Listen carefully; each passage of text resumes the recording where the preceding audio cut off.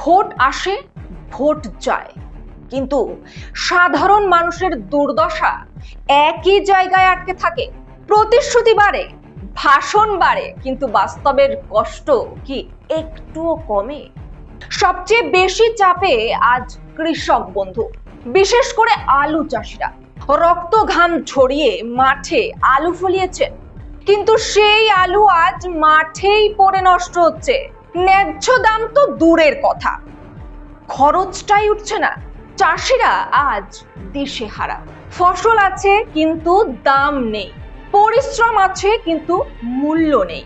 প্রশ্ন উঠছে, এভাবে আর কতদিন চলবে? আলু চাষিরা কি তাহলে ধীরে ধীরে চাষ ছেড়ে দিতে বাধ্য হবে?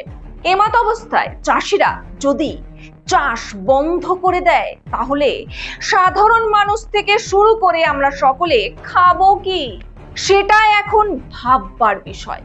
আরেকদিকে মধ্যবিত্ত ও নিম্ন মধ্যবিত্ত পরিবারের ঘরে ঘরে নিকট নীরব সংকট। রান্নার গ্যাসের অভাব, গ্যাসের জোগান নেই, এমন জায়গায় পৌঁছেছে যে অনেক পরিবার ভেবেই উঠতে পারছে না প্রতিদিনের খাবার কিভাবে তারা বানাবে, কিভাবে তারা খাবে।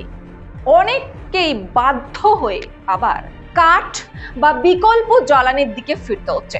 কিন্তু এই বিকল্প পদ্ধতি নিম্ন মধ্যবিত্ত থেকে শুরু করে মধ্যবিত্তের নাগালের বাইরে চলে যাচ্ছে। একটা পরিবারের সবচেয়ে মৌলিক প্রয়োজন যেটা খাবার রান্না, সেটাই আজ অনিশ্চিত। প্রশ্ন উঠছে, মানুষ খাবে কি? গ্যাস কিনবে না সংসার চালাবে? নিত্য প্রয়োজনীয় জিনিসের দাম আকাশ ছোঁয়া। নুন, তেল, ডাল সবকিছুই নাগালের বাইরে চলে যাচ্ছে। প্রতিদিনের বাজার মানেই এখন নতুন করে দুশ্চিন্তা, নতুন করে চাপ। সাধারণ মানুষের এই দুরাবস্থার কথা কেউ কি ভাবছে? নাকি সবকিছুই শুধু ভোটের সময় প্রতিশ্রুতিতে সীমাবদ্ধ?